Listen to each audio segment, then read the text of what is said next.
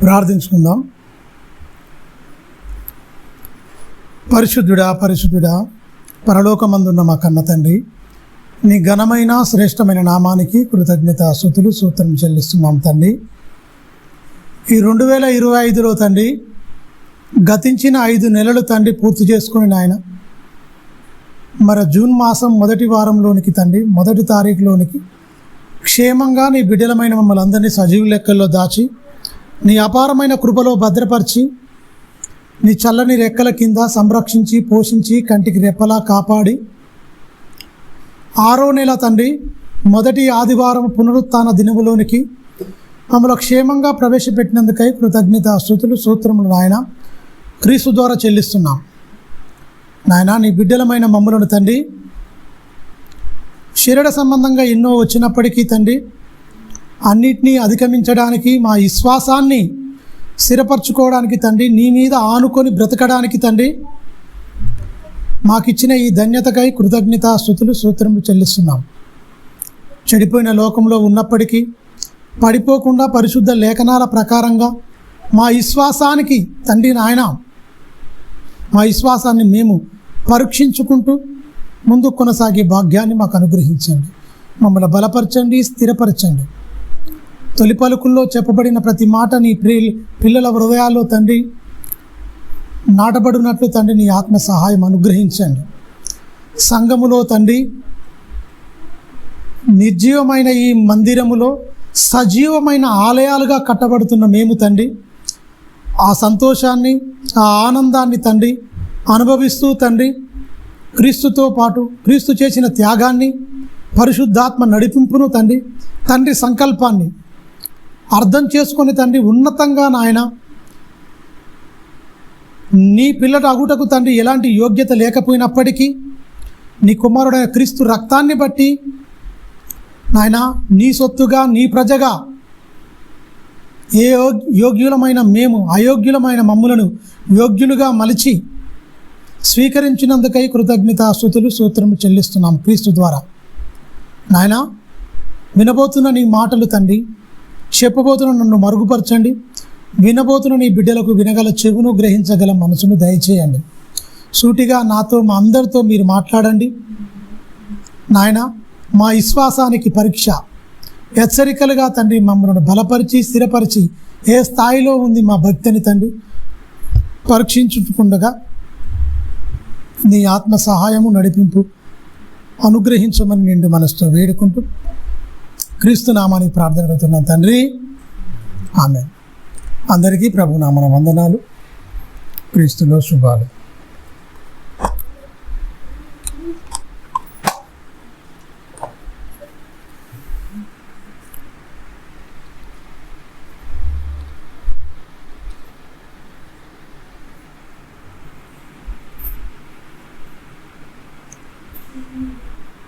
అవిశ్వాసులను గూర్చి దేవుని హెచ్చరిక అని మనం మంచి పాఠం నేర్చుకుందాం.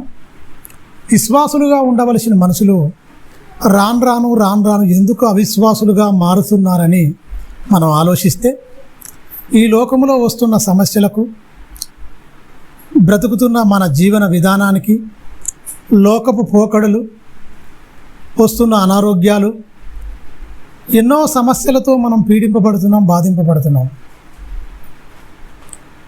అవే మనలను విశ్వాసం నుంచి తప్పిస్తుందని ఖచ్చితంగా చెప్పొచ్చు. స్థిరమైన విశ్వాసానికి గుర్తేందంటే బైబిల్లో చక్కగా ఈరోజు మనం ఆలోచిద్దాం. యోహాను సువార్త 8వ అధ్యాయము 21 నుంచి చూద్దాం. 8వ అధ్యాయము యోహాను సువార్త.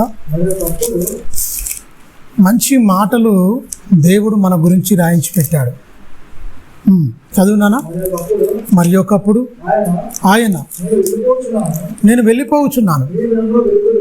యేసుక్రీస్తు అంటున్నాడు, ఇక ఎంతకాలం ఉంటాను మీ మధ్య, నేను వెళ్ళిపోవాలి. వచ్చిన చోట అనేది ఒకటి ఉంది, వెళ్ళిపోవాలి నేను ఖచ్చితంగా. నేను వెళ్ళిపోవచ్చున్నాను,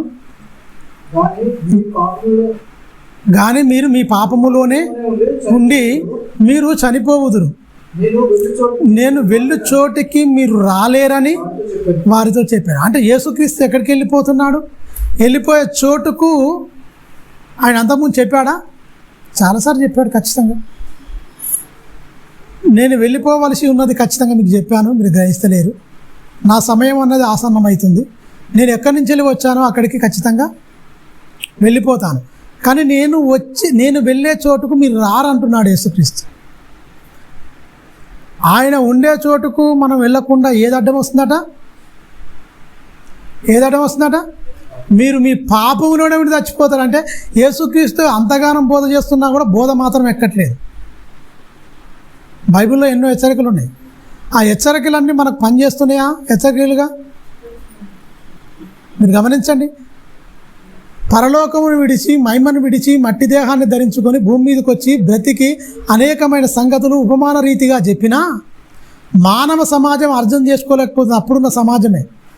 ఎలాంటి టెక్నాలజీ లేదు ఆ రోజుల్లో. ఇలాంటి టెక్నాలజీ ఏమి లేదు.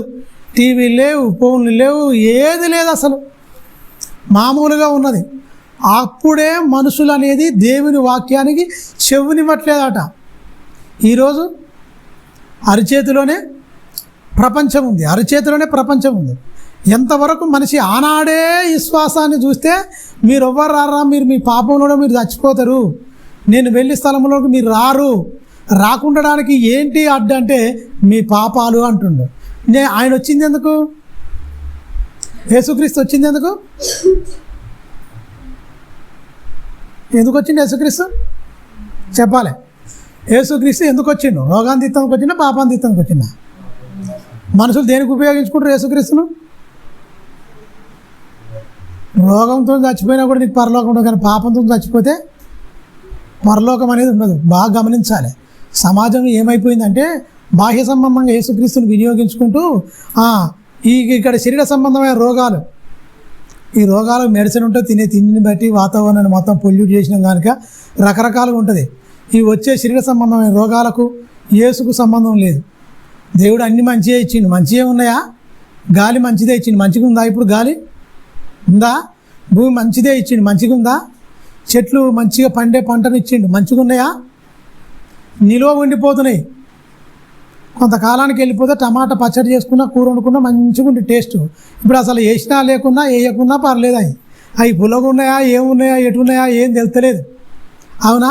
అవి తింటే నాట ఏమైంది? ఒకప్పుడు తింటే మంచిగా ఉన్నది, ఇప్పుడు తింటే అసలు ఏంటి ప్రాబ్లం అవుతుంది. గ్యాస్ ప్రాబ్లం అవుతుంది. అది తినకండి, చాలా ప్రాబ్లం ఉంది అంటారు. మీరు గమనించారా? అన్నీ కల్తీ అయిపోయినాయి. మొత్తం తినే ఆహారం కల్తీ చేసుకుని మనిషి తన చెట్టు ఎక్కి తన కొమ్మనే నరుకున్నట్టుగా తన నివసిస్తున్న భూమిని తానే ఏం చేసుకోండు? నాశనం చేసుకోండు. దీనికి దేవుడు ఎందుకు బాధ్యుడవుతాడు? దేవుడు పాడు చేసుకోమని చెప్పిండా? దేవుడు ఆశ ఉంటే పర్లేదు, దురాశపరుడు అయి 3 పంటలు 4 పంటలు తీయాలన్నా నీ దురాశ, నీ సంపాదన, నీ ధనాపేక్షను బట్టి నువ్వు నాశనాన్ని కొని తెచ్చుకున్నావు. దేవునికి సంబంధం లేదు. ఇప్పుడున్న దౌర్భాగ్యం ఎదురికైనా అనారోగ్యం వచ్చింది అనుకో, వీడు భక్తిహీనుడు, ఆరోగ్యవంతుడు భక్తిపరుడు అన్నట్టుగా ఉంది. సమాజం అట్నే చూస్తుంది. అనారోగ్యం వచ్చిందనుకో, దేవుడు ఇంతో లేనట్టుండు, భక్తిహీనంగా ఉన్నాడు, ఏదో అవిశ్వాసంగా ఉన్నాడు. మంచిగా ఉన్నాడు అమ్మని వీళ్ళు మంచి భక్తిపరులు అని ఓ కులమానం అనేది వేస్తుంది సమాజం. దౌర్భాగ్యమైన సమాజం. మీరు గమనించండి. రోగాలు వస్తలేమంటే నువ్వు ఏం తింటున్నావు? గడ్డి గసరా అందరికి కొని అన్నీ పడే కొన్ని మరి తినలేరు. అన్నీ వస్తున్నాయి అంటే నువ్వు ఎక్కువ పని ఉందని గట్టిగా చెయ్యి. ఇంకా దేవుని గురించి బాగా ఆలోచించాలని. గమనించారా? మీరు మీ పాపములో నుండి చచ్చిపోతారు, మీరు నా దగ్గర రారని చెప్తున్నందుకు యేసుక్రీస్తు అంటే పాపము మానతలేరని అర్థం. ఆయన చెప్తున్నా కూడా పాపాన్ని మానకుండా ప్రభు దగ్గరకు వచ్చి శరీర సంబంధంగా రోగాలు వదిలించుకొని మళ్ళీ యథాస్థితిగా తండోపతండాలుగా తిండి తింటానికి వస్తున్నారు, రోగాలు బాగా చేసుకుంటానికి వస్తుంది తప్ప బతుకును మార్చుకోవడానికి వస్తలేరని మీరు అర్థం చేసుకోవాలి. ఎప్పుడు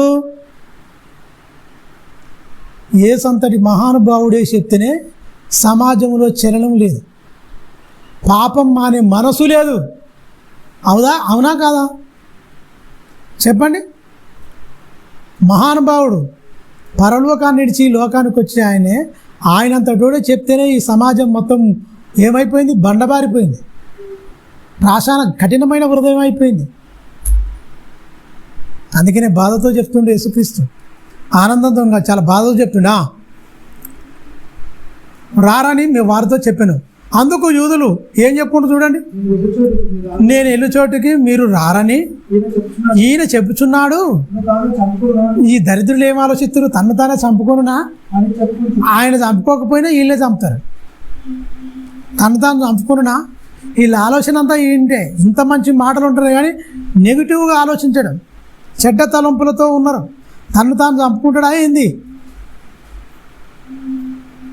అంటే పాపాన్ని మానుకోవాలి. ఇంతగానో మహానుభావుడు చెప్తుండే ఈయనలో ఏ పాపం లేదు, ఈయనలాగా జీవించాలి, ఈయన పోలిని బతకాలి ఖచ్చితంగా. అమ్మో ఈయన వెళ్ళిపోతుందంటే ఖచ్చితంగా చెప్పిండు. ఆల్రెడీ పరలోకం గురించి చెప్పిండు, అన్నిటి గురించి చెప్పిండు. వెళ్తేనే పరలోకం వెళ్తాడు అన్న తాట వస్తలేదు చూడండి. పరలోకం ఖచ్చితంగా వెళ్ళిపోతానని చెప్పిన ఆయన, కానీ వీళ్ళకి ఆ ఆలోచన వస్తలేదు. తను తాను చంపుకుంటాడా ఏంది? ఆయన ఎలాగ ఆయన చంపుకోడు, వీళ్ళే చంపుతారని తర్వాత తెలిసిపోయింది. ఎన్నో మేలు పొందారు క్రీస్తు ద్వారా, ఎన్నో మేలు పొందిరు. ఆకలైన అన్నం పెట్టిండు, రోగైన వాడిని బాగు చేసిండు, చచ్చిపోయిన వాడిని సైతం లేపిండు, ఎన్నో చేసిండు. మానవ అతీతమైన కార్యములు ఎన్నో చేసిండు, ఆయన చూపించిండు. ఎవ్వడు చేయడు, ఆయన చేసినవి అంత గొప్పగా చేసిండు. అయినా కూడా ఏమర్థమైంది? దేవునిగా గుర్తించిరా, దండం పెట్టిరా, సన్మానించిరా, దండలేసిరా. ఏమి లేదు, నిందించడాలు, అవమానించడాలు ఇవే చేసింది తప్ప ఏం చేసిరండి? కింద వచ్చిన చూడండి, తను తాను చంపుకున్నానే అని చెప్పుకున్నది. 23 వచ్చిన అప్పుడు ఆయన బాగా గమనించండి, వాళ్ళ తలంపులు ఎరిగిండు. మీరు కింది వారు, నేను పైనవాడను. మీరు ఈ లోక సంబంధులు, నేను ఈ లోక సంబంధిని. ఎంత క్లారిటీగా చెప్తుండు.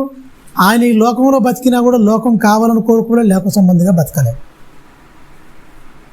మీరు గమనించారా? నీ మనసు, నీ హృదయం ఎక్కడ ఉంటుందో, నీ ధనం ఎక్కడ ఉంటుందో నీ హృదయం అక్కడే ఉంటుంది అన్నాడు. ఎవరు? యేసుక్రీస్తు. నీ మనసు ఎక్కడ ఉండాలి? పరలోకం ఉండాలి. అందుకనే సామెతల గ్రంథంలో చెప్తాడు, నీ సంపాదన అంతా ఇచ్చి దేవుని జ్ఞానాన్ని సంపాదించుకో, అప్పుడు నీ హృదయం అక్కడ ఉంటుంది, అక్కడ నువ్వు అనుభవిస్తావు అంటాడు. అక్కడ నువ్వు ఏదైనా సరే ఆత్మల ఆస్తులు కాదు, ఆత్మల కోసం ఖర్చు చేయండి. ఏదైనా చేస్తే స్వార్థ ప్రయోజనాల కోసం ఒకడు మంచిగా లగ్జరీగా జీవించడానికి కాదు. అసలు బైబిల్ చెప్తున్న తీరి వేరు, బైబిల్ మోటో వేరు. వీళ్ళు మలుచుకుంటున్న దాని వీళ్ళ తత్వం వేరు. లోకంలో ఉన్నది వేరు, బైబిల్లో ఉన్నది వేరు. మీరు గమనించండి. మీరు ఏంటట, మీరందరూ కింది వారంటే మీ ఆలోచనలన్నీ కిందిగానే ఉన్నాయి. మీరు ఇక్కడనే ఆలోచిస్తారు. ఈ లోకంలో ఎలా తినాలి, ఎలా అనుభవించాలి, లోకంలో ఏం సంపాదించుకోవాలి, ఏం కట్టుకోవాలి, ఎలా బతకాలి, ఎక్కడికి వెళ్ళాలి, ఎక్కడ తిరగాలి, ఇక్కడనే ఉన్నాయి మీ ఆలోచనలన్నీ. ఒక నుంచి వెళ్ళి వచ్చిన వారము, ఒక చోటు నుంచి వెళ్ళి వచ్చిన వారము మరొక చోటుకి, ఈ చోటును వదిలిపెట్టి ఒక చోటుకి వెళ్ళవలసిన వారం అన్న కనీస జ్ఞానం లేదు. ఇలా అసలు చెప్పినా అర్థం చేసుకున్న పరిస్థితి లేదు. యేసుక్రీస్తు చెప్తుండే ఆల్రెడీ, చెప్పినా కూడా ఆ స్థాయికి అర్థం చేసుకునే పరిస్థితి లేదు.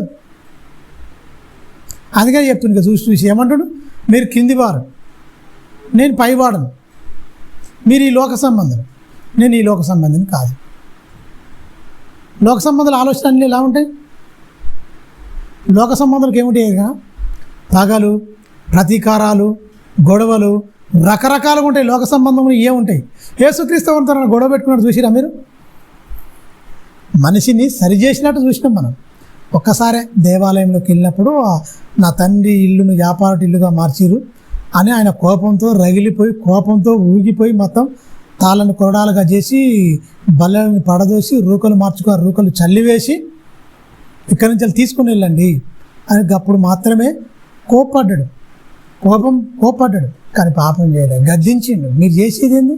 సంతన సత్యము వినవలసిన చోట సంతగా మార్చేసిందిరా దౌర్భాగ్యులారా మీరు.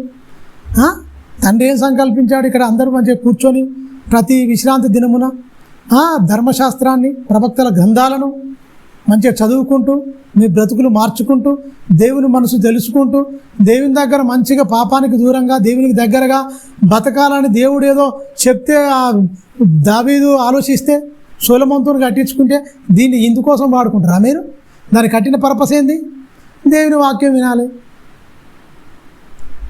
దేవుని మహిమ ఘనత కోసం కట్టిరు. మహారాజు పట్టణం ఎరుసలేము, అందులో దేవుని కోసం ఖచ్చితంగా కట్టాలి. నేను గుడారం ఉండలే, దేవుని మందసం గుడారంలో ఉండడం ఏంటి, నేను మంచిగా ఈ దేవదారు వృక్షములో ఈ మానులతోని కట్టిన మహాభవంతులలో నివసించడం ఏంటి అని బాధపడి చింతించి ఆలోచించి కట్టాలనుకున్నప్పుడు వద్దు, నీ గర్భాల నుంచి, ఎందుకంటే నీ చేతులు రక్తంతో నిండిపోయినాయి. సమాజం కూడా అట్నే అనుకుంటుంది. కట్టే కాడికి ఆయన ఉండకపోయినా కూడుకున్న సమాజం కూడా ఉండేటట్టుగా పవిత్రమైన స్థలంగా ఉండాలి.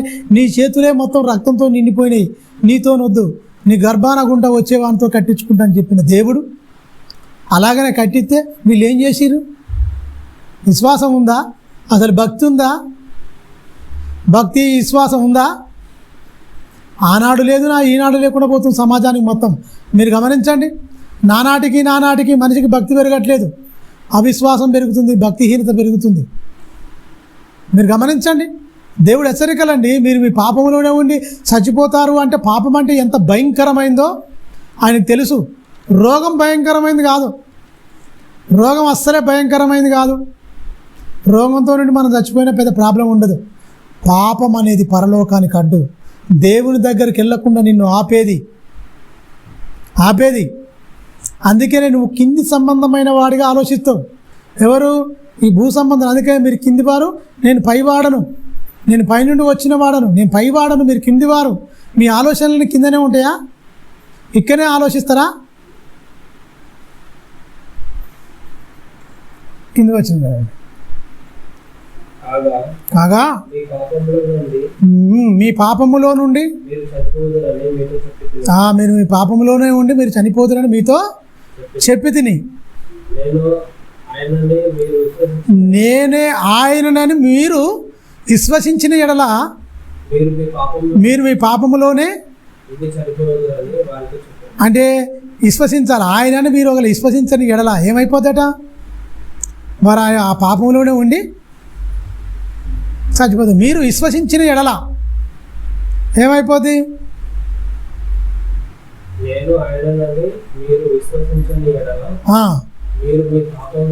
విశ్వసిస్తే ఏమైపోద్ది? విముక్తి వస్తుంది. విశ్వసించని ఎడల మీ పాపంలో చచ్చిపోతారు. నన్ను ఆయనే అంటే ఆయన ఎవరు? మెస్సయ్య. మీరు ఎదురు చూస్తున్నారు కదా, ఎదురు చూస్తున్నా నేనే, దేవుడు పంపగా వచ్చిన దేవుని కుమారుడు నేనే, మీ పాపంలో నుంచి విడిపించడానికి వచ్చిన నేనే, ఒక రాజ్యాన్ని స్థాపించడానికి వచ్చిన నేనే. ఇందులో స్త్రీ పురుషులని భేదం లేకుండా మిమ్మల్ని అందరినీ ఏకంగా ఒక సమకూర్చి ఖచ్చితంగా ఒక పట్టణంగా, ఒక రాజ్యంగా, ఆ రాజ్యంలో తారతమ్యాలు లేకుండా బోధించేవాడని నేనే. మీరు ఎందుకు అర్థమైతే లేదు? మీరు విశ్వసించని ఎడల మీరు మీ పాపంలో కూడా చచ్చిపోతారు అని చెప్తుండే. విశ్వసిస్తే ఏమైంది అంటుండే కింద. విశ్వాసానికి పరీక్ష.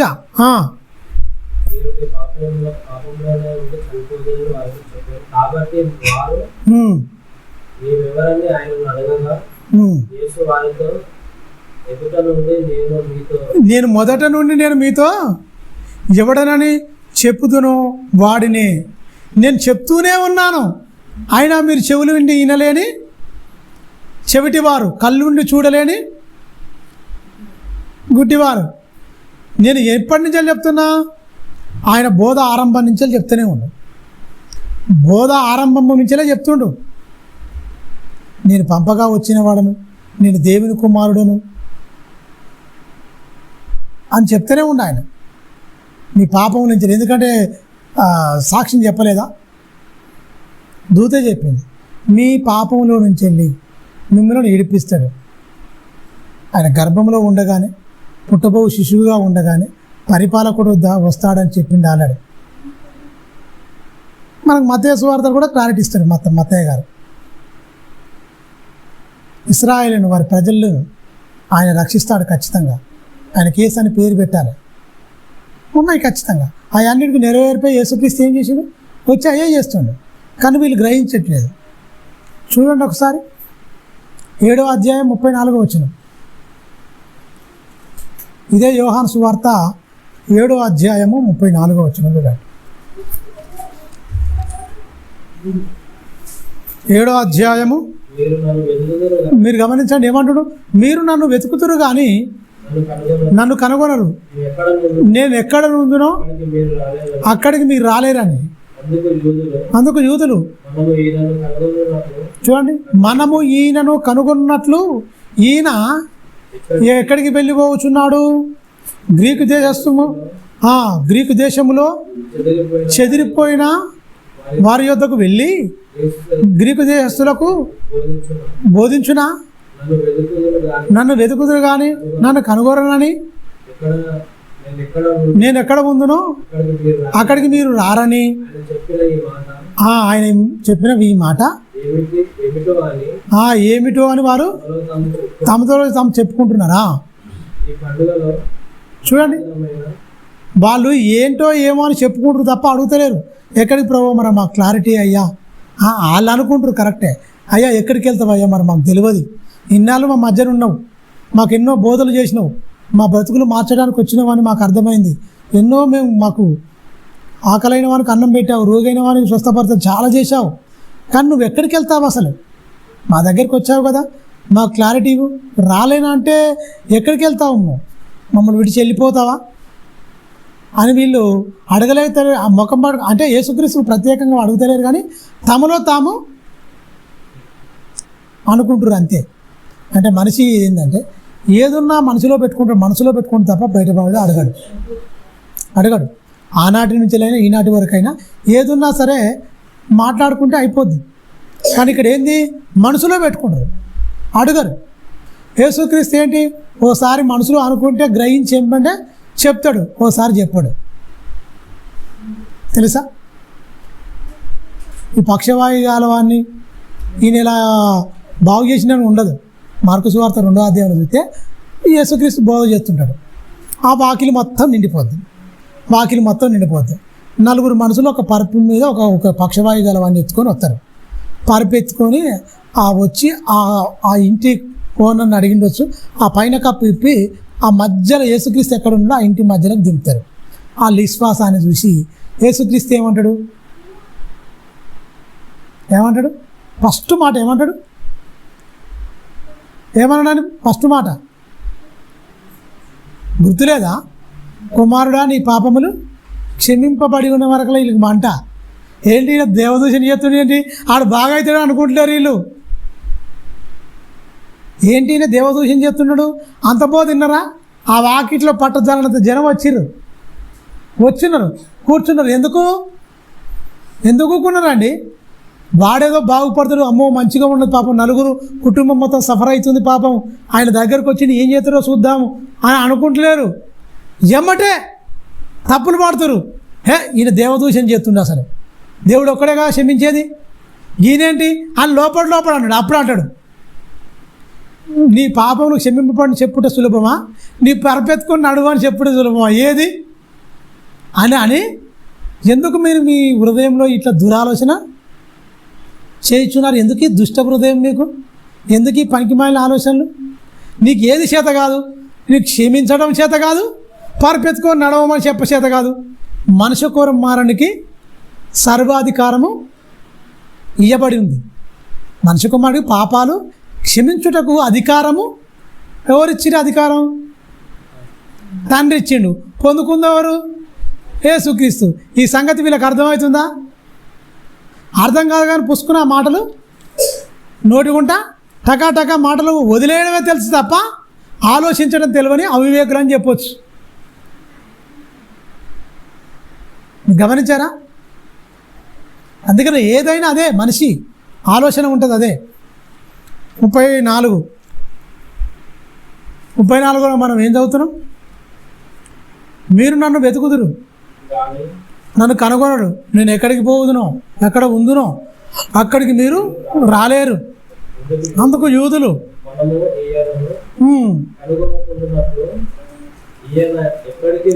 ఆయన ఏం చెప్పిండు? నేను నశించుతున్న గొర్రెల యొద్దకే పంపబడ్డాను, ఇశ్రాయేలు యొద్దకే వచ్చాను, మీరు ఎక్కడికి వెళ్ళొద్దు. ముందు మత్తయి సువార్త నేను చెప్పలే ఏమన్నా? నేను వెళ్తాను ఖచ్చితంగా. నేను వచ్చింది ఎవరు? అన్యజనుల యొద్దకు నేను పంపబడలేదు, నశించిన గొర్రెల యొద్దకే నేను వచ్చి ఉన్నాను. యోహాను సువార్త 10వ అధ్యాయంలో చెప్పలే? ముందు మాటలు చెప్పాడు, అంతకంటే ముందే మత్తయిలో కూడా చెప్తాడు. మీరు గమనించండి. కానీ వీళ్ళు ఏ మాట చెప్పినా కూడా అర్థం చేసుకొని విశ్వాసాన్ని పెంపొందించుకోలేదు, భక్తిని పెంపొందించుకోలేదని మనం ఖచ్చితంగా మనం ఈ మాటలను బట్టి తెలుసుకోవచ్చు. 13వ అధ్యాయం చూడండి ఒకసారి, యోహాను సువార్త.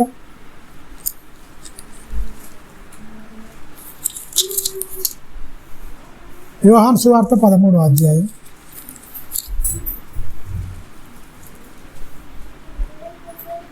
పదమూడో అధ్యాయం 33వ వచనం.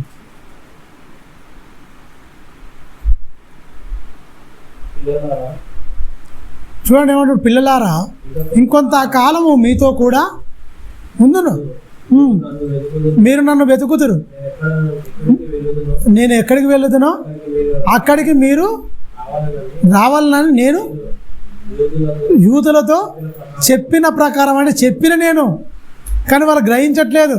అంతకుముందు చెప్పినా కానీ నేను మొదటి నుంచి ఏం చెప్పినా అయినా మీరు గ్రహించట్లేదు అని మళ్ళా వీళ్ళకి క్లారిటీ ఇస్తుండు. నేను చెప్పాను యూదులతో చెప్పిన ప్రకారము ఇప్పుడు నేను మీతో కూడా చెప్తున్నానా. బాగా గమనించండి, మీరు ఒకరిని ప్రేమింపవలనని మీకు కొత్త ఆజ్ఞ ఇచ్చుచున్నాను. నేను మిమ్మల్ని ప్రేమించినట్లే మీరును ఒకరినొకరు ప్రేమింపవలెను. మీరు ఒకని ఎడల ఒకరు ప్రేమ గలవారైన ఎడల దీన్ని బట్టి మీరు నాకు శిష్యులని అందరూ. చాలు, మీరు గమనించండి ఏమంటుండు. ఈ మాట బైబిల్లో ఉండిపోయింది తప్ప మనిషి బతుకులోకి వచ్చిందా? మీరే చెప్పాలి. ఒకరినొకరు క్షమించుకొని ఒకరినొకరు ప్రేమించుకునేటట్టుగా ఉందా? ఒకరి మీద ఒకరు కత్తులు రుద్దుకుంటురా? చెప్పాలి. సమాజంలో అండి దేవుని బిడ్డలు ఎన్నో సంఘాలు వచ్చినాయి. సంఘంలో ఉన్న బిడ్డలు మీరు గమనించండి, వెళ్తున్నాము మేము క్రైస్తవులం అని చెప్పుకున్న వాళ్ళకు యేసుక్రీస్తు కొత్త ఆజ్ఞ ఇచ్చిందట. ఈ ఆజ్ఞ పాటిస్తే పరలోకం, ఈ ఆజ్ఞ పాటించకపోతే నరకం. నేను చెప్తున్నా బైబిల్ చెప్తుందా? నేను చెప్తున్నా బైబిల్ చెప్తుందా? ఈ ఆజ్ఞ ఎంతమంది ఎన్నిసార్లు మీరిరు సమాజంలో? యేసుక్రీస్తు ఏమన్నా కొత్త ఆజ్ఞిస్తున్నా బిడ్డ, నేను కొత్త ఆజ్ఞిస్తున్నా. ఆజ్ఞలను నేను ఇచ్చిన ఆజ్ఞలను ఏంటంటే నెరవేర్చుకుంటూ వచ్చిండు యేసుక్రీస్తు ఇంతవరకు దాకా. మీరు గమనించిరా? నేను ఒక కొత్త ఆజ్ఞ ఇచ్చిన, ఆ కొత్త ఆజ్ఞ కష్టమైందా సులభమైందా? మనిషి చేయదగిందేనా చేయలేందా? మరి చేయదగిన ఆజ్ఞ చెప్పినా కూడా సులువైంది, ఏదో బలుడు అర్పించమంటలేడు, ఏదో పెద్ద మనం చేయలేనిది ఏం చెప్పట్లేదు, చాలా సింపుల్గా చాలా సులువైంది నీకు చెప్తుండు. ఇలా ఉంటే ఎంత బాగుంటుంది. గొడవలు ఉంటాయంటారా? సమాజంలో అసమానతలు ఉంటాయంటారా? ఇళ్ళల్లో కానీ సమాజంలో కానీ ఎక్కడైనా సరే యేసు చెప్పిన మాట ఒక్కరినొక్కరిని ఏమంటాడు? ఆయన ఏం చేసిండట? ఆయన ఏదైనా చేయకుండా చెప్పలే యేసుక్రీస్తు. మీరు బాగా గమనించండి బైబిల్ని. యేసుక్రీస్తు చేయకుండా ఒక్క మాట కూడా చెప్పలే. అన్ని చేసుకుంటూ తన బ్రతుకుల్లో చూపించుకుంటూ చెప్పుకుంటూ వస్తుండు. మనమేం చెప్తామండి? చెప్తాం అంతే.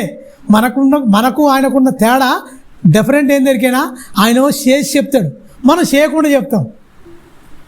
అవునా కాదా? ఆయన ప్రతిదీ చేసి తన బ్రతుకుల్లో చూపించి నన్ను చూడు అంటాడు ఆయనే. మనం ఒక మాట అన్నాడు, ప్రపంచంలో ఒక్కడు కూడా చెప్పని మాట చెప్పిండు ఆయన. యేసుక్రీస్తు ఏమన్నారికైనా నేనే మార్గం అన్నాడు. నేను చెప్పింది మార్గం అనలే, నేనే సత్యం అన్నాడు. నేను చెప్పే సత్యం అనలే. మనం ఏమంటాం ఎవరికైనా? నేను చెప్పే సత్యం అంటాడు తప్ప నేను సత్యం అని ఓడి చెప్పాడు ప్రపంచంలో. ఎవరైనా సరే నేను చెప్పే సత్యం అంటాడు తప్ప నేనే సత్యం అని చెప్పుకుంటాడా? చెప్పలేడు. ఇంకో మాట, నేను మార్గం చూపిస్తా అన్నాడు, కానీ యేసుక్రీస్తు ఆ మార్గం నేనే అన్నాడు. మార్గం నేనే. ఇంకేటేమంటారికైనా ఆ జీవం పొందాలంటే ఆ జీవాన్ని కూడా నేనే అని చెప్పిండు. జీవాన్ని కూడా నేనే అన్నాడు. జీవం వేరు లేదు, మార్గం వేరే, నువ్వు వెతుకునే అవసరం లేదు. నేనే మార్గం అంటుండు, ఒక్కడే నేనే, సత్యం కూడా నేనే అంటుండు, జీవము నేనే. ఈ మూడు కలగలిపి నాలో ఉన్నాయి. అందుకే నా శరీరం తిని నా రక్తం తాగు, సత్య సంబంధుడిగా మారు. నీలో ఉన్న దుర్నీతి మొత్తం వెళ్ళిపోద్ది. నా శరీరం తిను, నా రక్తము త్రాగు, నన్ను పోలి జీవించు, నాలాగా బ్రతుకు, నన్ను పోలి జీవించు, నా తత్వాన్ని సమాజానికి చూపించన్నాడు. అవునా కాదా? ఎంత మంచి మాట. మళ్ళీ చదవండి.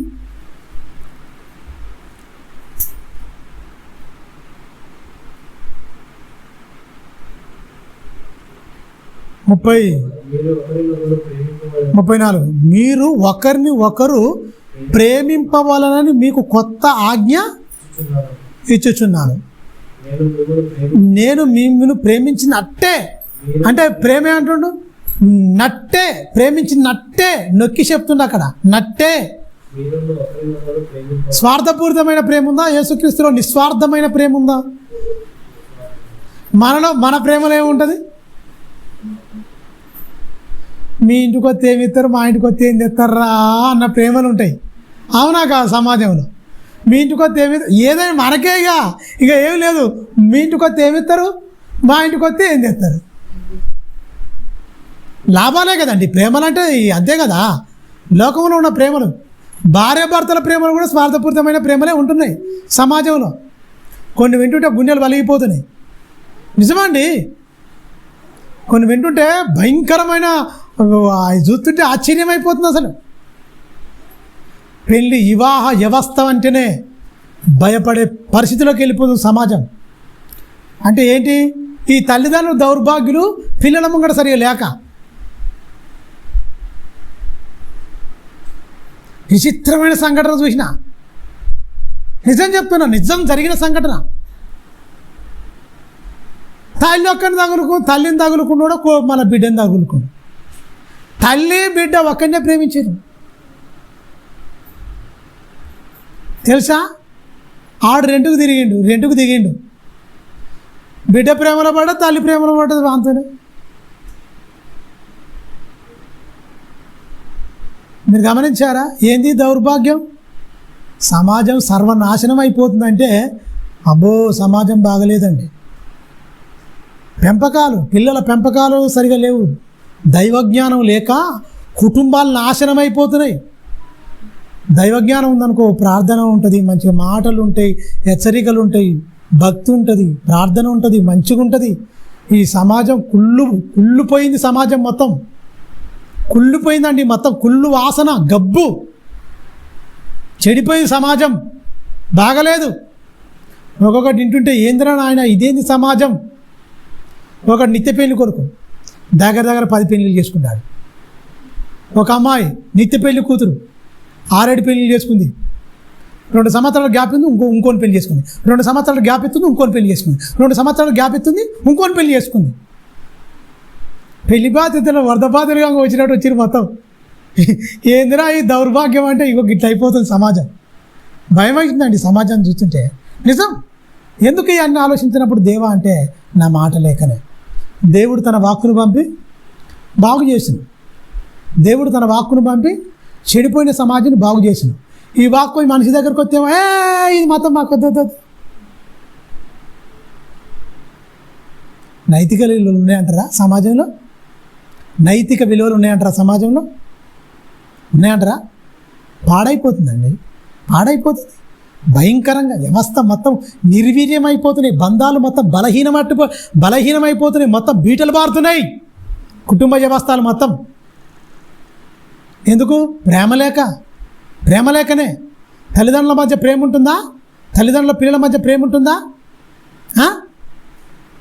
తల్లి పోరు గుంజుకుంది, వాడు బుడ్డోడే బ్యాట్ తీసుకొని వెనకంగా పోయి కొట్టిండంటే దౌర్భాగ్యుడు. తల బలిగింది కడిమ అన్నీ అయిపోయి. తెలుసా?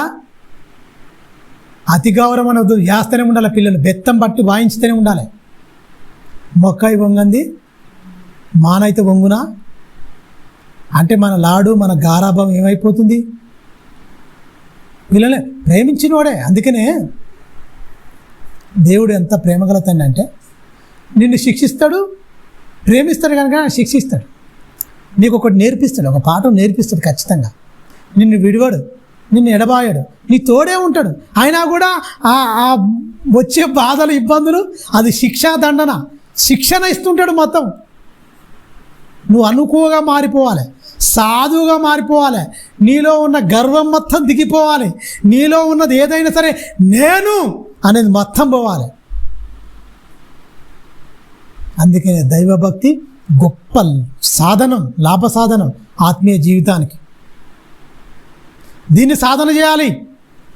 ఒకరినొకడు ప్రేమించుకోవాలి. ఎందుకు చెప్తున్నాను? కొత్త ఆజ్ఞ మీకు ఇస్తున్నా.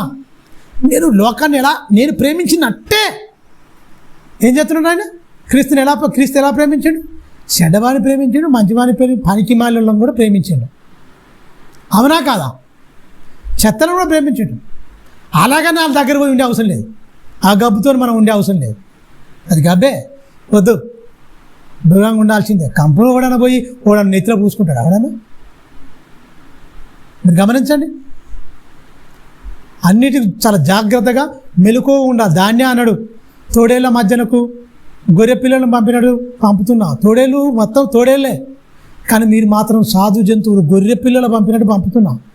పాము వలె వివేకం కలిగి ఉండండి, పాపరోవలే నిష్కాపట్యులే ఉండండి. పాపం ప్రపంచం అయిపోయింది, అయినా కూడా నేను ప్రేమిస్తున్నా. అప్పుడే నేను ప్రేమించినట్టే అన్నాడు. ఈ ప్రేమ ఎవరు చెప్తుండు? ఆయన నమ్మి, ఆయన రక్తం తాగి, ఆయన శరీరాన్ని తిని, ఆయన రక్తం తాగుతున్న వారికి కొత్త ఆజ్ఞ ఇస్తుండు. ఈ ఆజ్ఞ సమాజానికి తెలుసా? ఒకరినొకరిని ప్రేమించుకోవాలి, నేను ప్రేమించినట్టే నువ్వు ప్రేమించాలని ఒకరికి తెలుసా? సమాజంలో తెలుసా అండి? తెలియదు. ఎవరు తెలుసు? క్రీస్తుని నమ్మిన మనకే తెలుసు. తెలంగాణ నిద్రలు పోలే.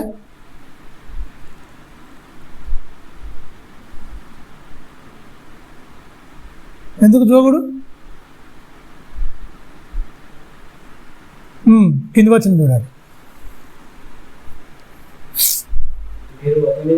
మీరు ఒకని ఎడల ఒకరు ప్రేమ గలవారై ఉన్న ఎడల దీన్ని బట్టే మీరు నాకు శిష్యులని అందరూ ఏమంటాడు?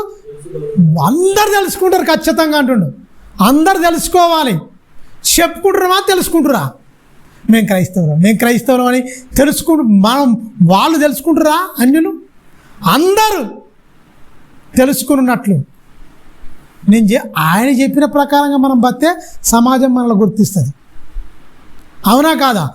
ఈ మాట అదేనా అర్థం? లేకపోతే నేనేమో గిట్టించి చెప్తున్నా? ఈ మాటకు అర్థమైందండి. నేను చెప్పినట్టు ఉంటే అందరు గుర్తిస్తారు, నేను చెప్పినట్టు లేకుంటే ఎవడు మిమ్మల్ని గుర్తించడం, మీరు నా శిష్యులు కారు.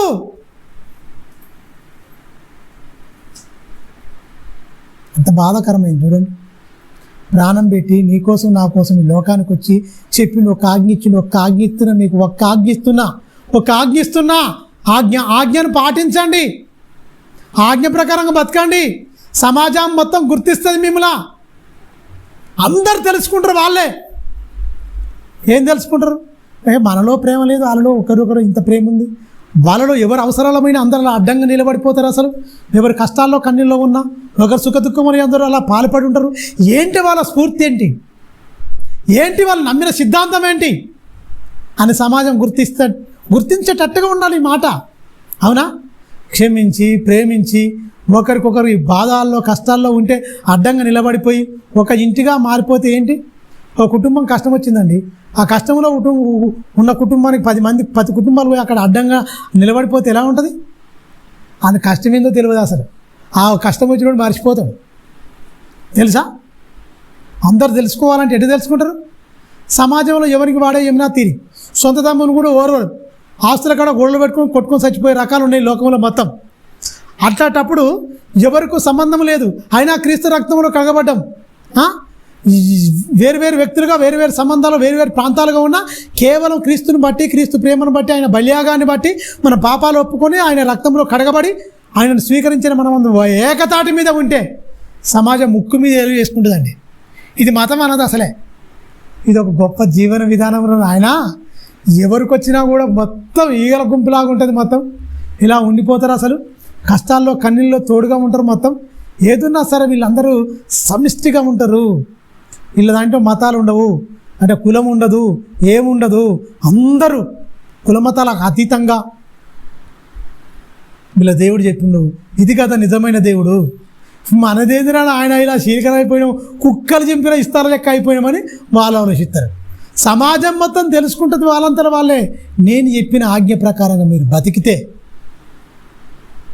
ఎంతమంది బతురా బతలేరు. ఆజ్ఞాతిక్రమం పాపానికి వచ్చే జీతం మరణం. అందరూ మరణంలో ఉండి నాకు పరలోకం ఉంటుంది, నాకు పరలోకం ఉంటుంది, నేనే పరలోకం వెళ్తా. ఎవర్రా అన్నది?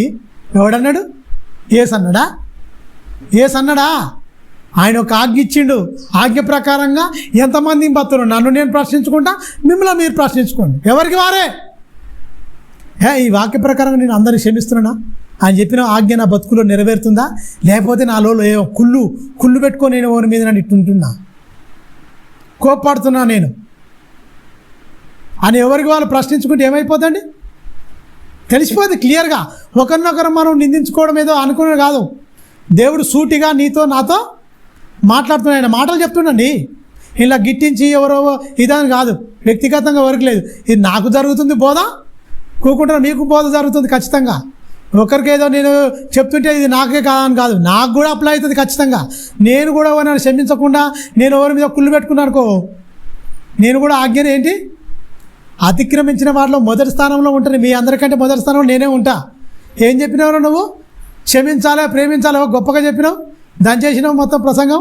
దౌర్భాగ్యుడా, నువ్వే ఇంత లోపల కుళ్ళు పెట్టుకున్నావు వీళ్ళ మీద వాళ్ళ మీద. ఫస్ట్ నరకం నీకే ఉంటుంది అంటాడు దేవుడు ఖచ్చితంగా. మొహమాటం ఏమీ లేదు ఆయనకు. అసలు ఈ హెచ్చుతగ్గులు, తారతమ్యం, పక్షపాతం గలవాడు కాదు నీ దేవుడు. నా దేవుడు పక్షపాతం గలవాడు కాదు. ఎవరు న్యాయంగా బతే వాళ్ళ పక్షంగా ఉంటాడు, ఎవరు పరిశుద్ధంగా ఉంటే వాళ్ళ పక్షంగా ఉంటాడు, ఎవరు నీతిగా ఉంటే మరి పక్షంగా ఉంటాడు, ఎవరు నిజాయితీగా ఉంటే మరి పక్షంగా ఉంటాడు. ఎవరు నీ దప్తాడో వాడిని వ్యతిరేకిస్తాడు, విసర్జిస్తాడు. హేయం నువ్వు అంటాడు. నీ వేయమైన కృత్యములు నాకు వేయం వద్దు, హేయమైనవి నీలో కనిపిస్తే అని చెప్తాడు ఖచ్చితంగా. యోహాను సువార్త 3వ అధ్యాయము చూడండి ఒకసారి. ఎన్నో మాటలు చెప్పాడండి. ఉన్న మాటలని బైబిల్లో ఉండిపోతే ఏమవుతుందండి? ఏమవుతుంది బైబిల్లో ఉంటే? 3వ అధ్యాయం 31వ వచనం.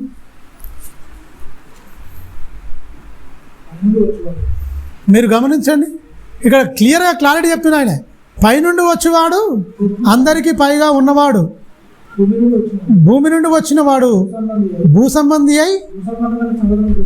సంబంధమైన సంగతుల గురించే. మనకు ఉన్నదంతా మన బతుకంతా ఇదే పరిస్థితి. భూ సంబంధమైన మాటలు మాట్లాడకుండా ఆయన పరసంబంధమైన మాటలు ఎందుకు చెప్పిండు? ఎప్పుడైనా సరే నీకు ఆస్తులు ఇస్తా, నీకు బంగారం ఇస్తా అని చెప్పిండా యేసుక్రీస్తు? ఒక్క రెఫరెన్స్ చూపించండి. ఆయన నూతన నిబంధనలో 27 పుస్తకాలు అంటే 4 సువార్తలు మాట్లాడండి. ఆయన మాటల్లో గాస్పల్స్ అంటారు కదా, 4 సువార్తలు ఉన్నాయి కదా, మత్తయి, మార్కు, లూకా, యోహాను.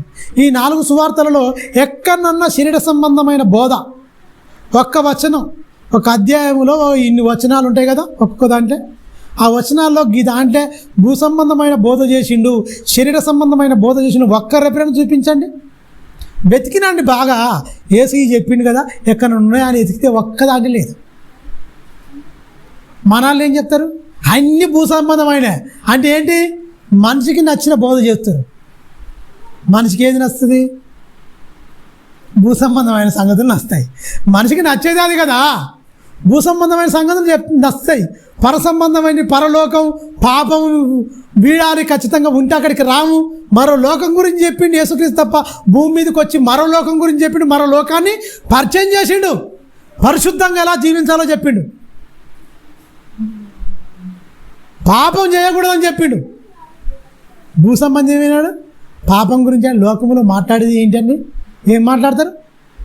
పాపమే మాట్లాడతారు, పాపమే ఆలోచిస్తారు, పాపం తలంపులే ఉంటాయట. ఇవన్నీ క్లియర్ కట్గా చెప్తున్నా, ఆయనే క్లియర్ కట్గా మొత్తం చెప్తున్నాడు.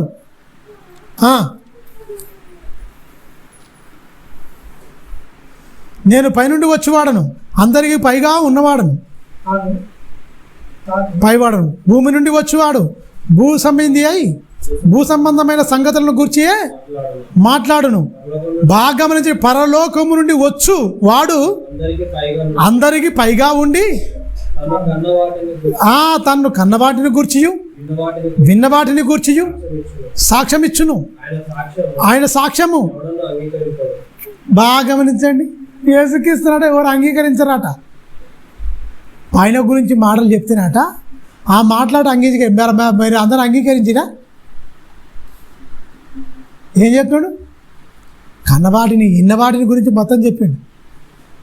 తండ్రి దగ్గర ఏం విన్నాడో, ఏం చూసిండో, తండ్రి ఏమి నేర్పిండో నాకు నేర్పినట్టే అంటాడు ఖచ్చితంగా యేసుక్రీస్తు.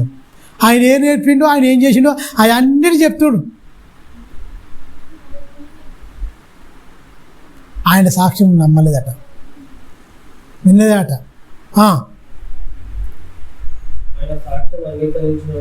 ఆయన సాక్ష్యం అంగీకరించిన వాడు బాగా గమనించండి, దేవుడు సత్యవంతుడని మాటలకు ముద్ర వేసి ఉన్నాడు. ఏలయనగా దేవుడు చూడండి, దేవుడు తను పంపిన వానికి కొలత లేకుండా ఆత్మను అనుగ్రహించుచున్నాడు గనుక ఆయన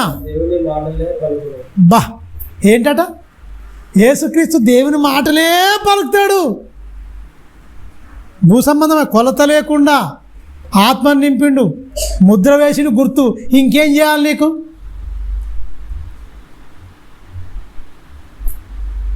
ఏం చేయాలి?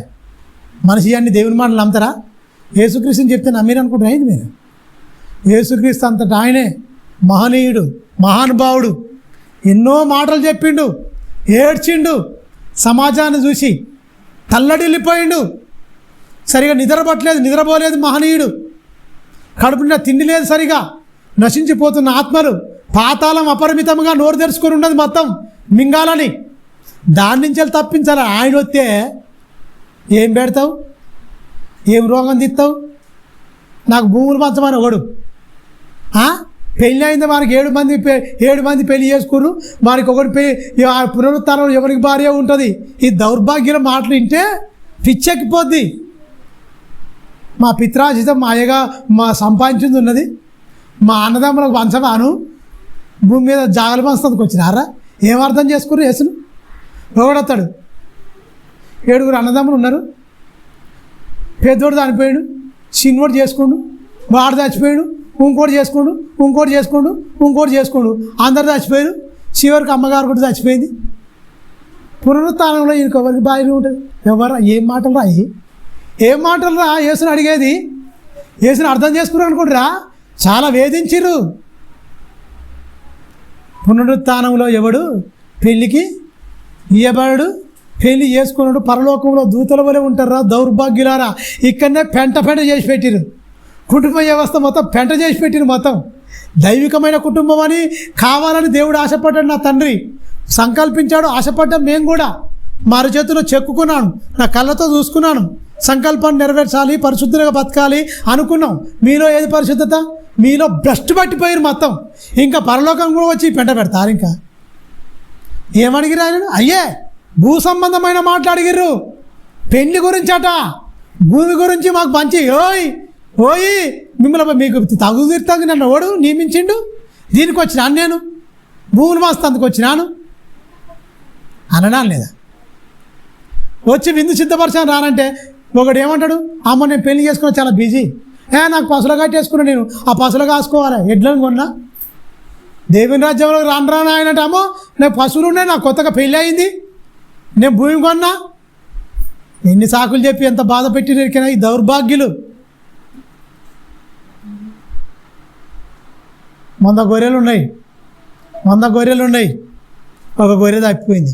99 గొర్రెలను కొండ మీద వదిలిపెట్టాను. ఆ తప్పిపోయే గొర్రె గురించే తిరిగాను. ఆ తప్పిపోయిన గొర్రె దొరికినప్పుడు భుజం మీద వేసుకొని దాన్ని ఎత్తుకొని వచ్చి, నా స్నేహితులారా ఇగో ఇది వినండి, ఈ తప్పిపోయిన గొర్రె నువ్వు నేనే. తప్పిపోయిన గొర్రెలో 99 గురించి కాదు వచ్చింది ఆయన. తప్పిపోయి నీ బతుకు బాగలేక దేవునికి దూరం అయిపోయి లోకానికి దగ్గరైపోయి పాపభూయిష్టమైన తలంపులతో లోక సంబంధమైన ఆలోచనలతో బతుకుతున్న నిన్ను రక్షించడానికి వచ్చి భుజముల మీద ఎత్తుకుంటానికి వచ్చింది ఆయన. నువ్వేం చేసుకున్నావు? జారిపోతావు. మీరు బాగా గమనించాలి, కొంచెం పెద్దగా అయిందనుకో, ఎత్తుకున్నా కొద్దిగా సంఖ జాగ్రత్త, ఎత్తుకున్నా కొద్దిగా సంఖ జారిపోతుంది. ఎంత మంటమంటుంది మనకు. దింపి 2 వీక్తాం. ఏందిరా ఈ కథ ఏంది, జారుతూనే అది. దేవుడు అలా వీక్తే మనం ఏమైపోవాలి? అలా కొట్టడు కానీ అప్పుడప్పుడు పరీక్షిస్తుంటాడు. ఆ పరీక్షలకు మనం ఒప్పుకోవాలి, అప్పగించుకోవాలి. పరీక్షిస్తుండే, జారిపోతున్నావు సెట్గా మనం తట్టుకోలేక కోపంగా 2 వీక్తాం. దేవుడు ఏం చేస్తాడు? కొన్ని సమస్యలు అనేది కళ్ళ ముందుకు వస్తాయి. ఇక నిలబడి గెలువు, ఏది లేకుంటే హ్యాపీగా ఏదో దాంట్లో అపరాధంలో పడిపోతున్నావు, ఎక్కడెక్కడో దీన్ని అవుతున్నావు. ఇక దీంట్లో ఉండిగా నీ కథ ఏంది చూద్దాం. పరీక్ష అండి. పరలోక ప్రయాణంలో ప్రతి మనిషికి పరీక్ష ఉంది ఖచ్చితంగా. నమ్మిర్రా ఆయనను? విశ్వసించిర్రా? మళ్ళీ చదవండి ఆ మాట, ఎంత బాగుందో అద్భుతంగా. 3:31 పైనుండి వచ్చువాడు అందరికీ ఉన్నవాడు, భూమి నుండి వచ్చువాడు భూ సంబంధమైన సంగతులను గురించి మాట్లాడంటే, మనం క్రైస్తవులమైన తర్వాత జీవగ్రంథాన్ని చదువుతున్న మనము దయచేసి ఇందులో మీకు ఏమర్థం కావాలి చెప్పండి, నేను వింటా. ఒకసారి ఈ వచనం చదివారు కదా, మనం ఏ దాని గురించి మాట్లాడాలని మనం తెలుసుకోవాలి. భూ సంబంధమైన వారి గురించి. మనం భూ సంబంధమైన వారమే, కానీ మనలా పర సంబంధమైన వారిగా మార్చిండా లేదా? అలా మార్చడానికి నీకు కొత్త జన్మ ఇచ్చిందా లేదా? కొత్త జన్మలో మరి ఏ మాటలు ఉన్నాయి? మళ్ళీ భూ సంబంధమైన మాట్లాడితే నువ్వు ఓని సంబంధమే, నేను ఓని సంబంధం. మళ్ళీ భూ సంబంధమైన మాటలు మాట్లాడితే, అదే భూ సంబంధమైన తలంపులు ఉంటే, అదే భూ సంబంధంగా ఉంటే సంగతుల గురించే మాట్లాడను. పరలోకం నుండి వచ్చేవాడు అందరికి పైగా నుండి తను కన్నవాటిని గూర్చియు విన్నవాటిని గూర్చియు సాక్ష్యం ఇచ్చును. ఆయన సాక్ష్యము ఎవ్వడు అంగీకరింపడట. ఎందుకంటే భూ సంబంధంగా చెప్తేనే దేవుని దగ్గరికి అందరు వస్తారు. పరలోకం, నరకం, పాపాన్ని మానుకుంటే అమ్మో ఈ బోధ నాకెందుకు, ఇది కాకుండా నువ్వు ఇంకో దగ్గరికి వెళ్ళిపోతా. హెచ్చరికలు అంటే ఎవరైనా ఉంటుందా అండి? హెచ్చరికల దగ్గరకు వస్తారా? పామాల మంచిగా పొగడాలి. మీరు గమనించండి, శాపం తోముతారా? శాపం అందరికి తెలుసు కదా, పొలుసులు అంటుంది. గీక్తా ఉంటారు బాగా. గీక్తేనే అది పొలుసులతోనే వాడు తినడు. అది మొత్తం సాఫ్ చేసి దాన్ని మొత్తం తీసేస్తేనే చక్కగా మనం ఇదిగా ఉంటుంది. మనకు కల్మషము, మనకు ఈ పొలుసులని బట్టి మొత్తం వాక్యంతో మొత్తం చక్క చాప్ చేసేయాలి. మొత్తం వారం సాఫ్ చేసుకుంటూనే ఉండాలి. ఉన్న పొలుసులన్నీ మొత్తం పోవాలి. ఆయన ఆకలి తీరాలి అంటే, ఆయన ఆకలి తీరాలంటే, యేసుక్రీస్తు ఆకలి తీరాలంటే మీకు తెలియని ఆహారము నాకున్నది. నీ ఆత్మ రక్షణలోనికి రావాలి. నీ ఆత్మ రక్షింపబడితే నేను తిన్నట్టే. పాపం మానుకుంటే నాకు కడుపు నిన్నట్టే. నువ్వు పాపం మానుకుంటే నాకు కడుపు నిన్నట్టే. నా స్వారూప్యం వచ్చిందనుకో, ఇక అయిపోయినట్టే. నాకు ఎంతో సంతోషం. ఆ పొలుసులు, ఆ కుళ్ళు అయ్యే ఉంటే నాకు బాధ. కింది వచ్చిన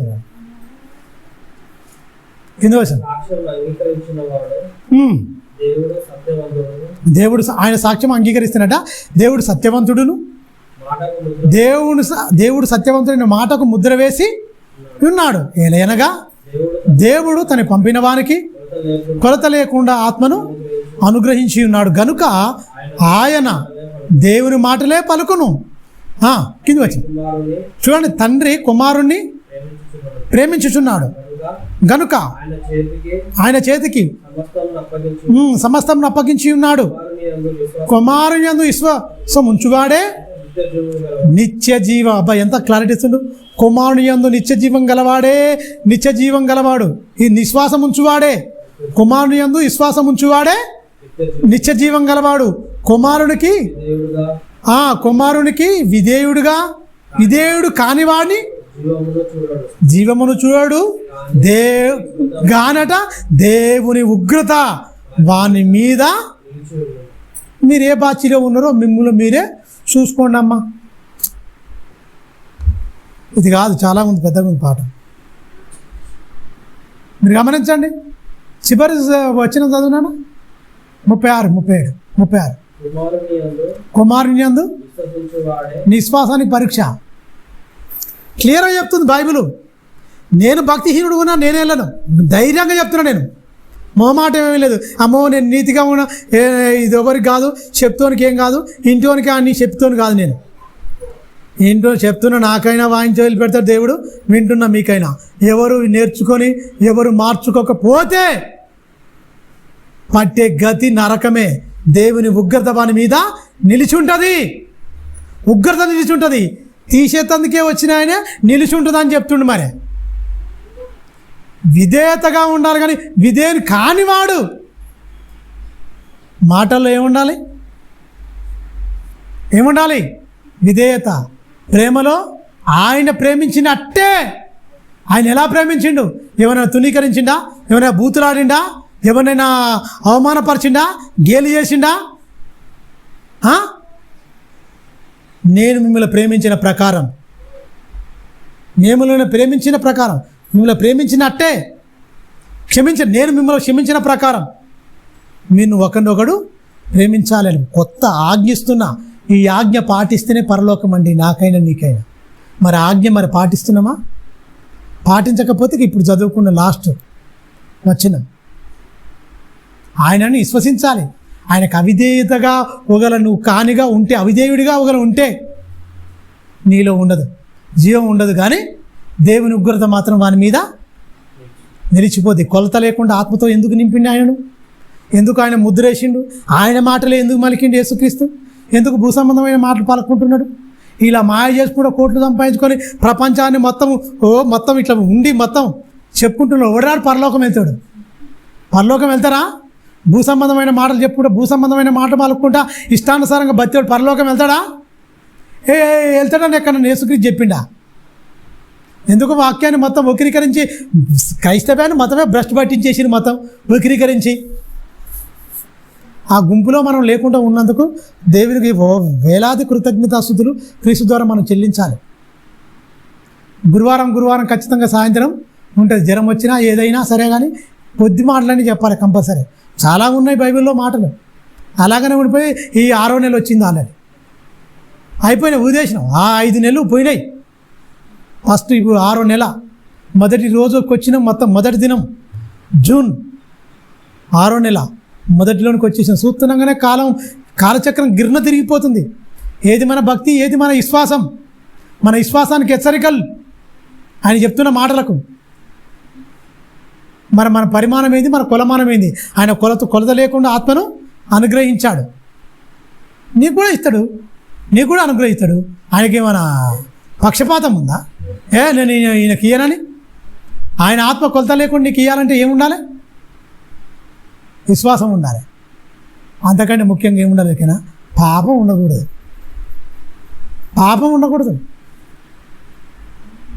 తనలో ఉంచుకోండి, ప్రార్థించుకుందాం. పరిశుద్ధుడా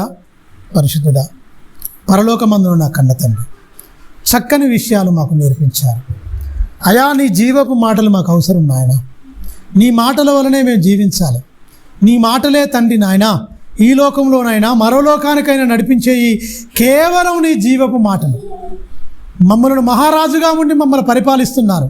మా కష్ట నష్టాలలో, మా బాధలలో, మా వేదనలో మాకు తోడుగా ఉండి మాకు వెన్నంటే ఉండి నడుపుతున్న మా తండ్రి, మా దేవుడా, మాకు చేస్తున్న మేలులకు ఏమిచ్చి మేము రుణం చెల్లించగలము తండ్రి? నువ్వు చెప్పిన మాటల ప్రకారం తప్ప ఏమిచ్చి మేము రుణం చెల్లించగలం నాయనా? నీ వాక్యాన్ని మా హృదయంలో ప్రతిష్ఠించుకొని పాపానికి దూరంగా, పరిశుద్ధతకు దగ్గరగా నాయనా నీ మాటలు మేము విశ్వసిస్తున్నామయ్యా, మా హృదయంలో ప్రతిష్ఠించుకుంటున్నాం నాయనా. రానున్న రోజుల్లో క్రైస్తవ్యానికి నేను నమ్మిన బిడ్డలకు వేదనలు ప్రారంభం అయిపోతున్నాయి. అయినప్పటికీ తండ్రి ఇవన్నీ చూస్తున్న దేవుడు, పరీక్షిస్తున్నావు, జల్లడబడుతున్నావు. పొట్టు ఎగిరిపోవాలి, గింజలు నిలిచిపోవాలి నాయనా. పొట్టు దాంట్లో మేము ఉండకూడదు నాయన. గోధుమల గింజలుగా కళ్ళము పట్టి ఒక రైతు నాయన పడుతుంటే ఆ పాదాలను ముద్దాడుతున్నట్టుంటుండే.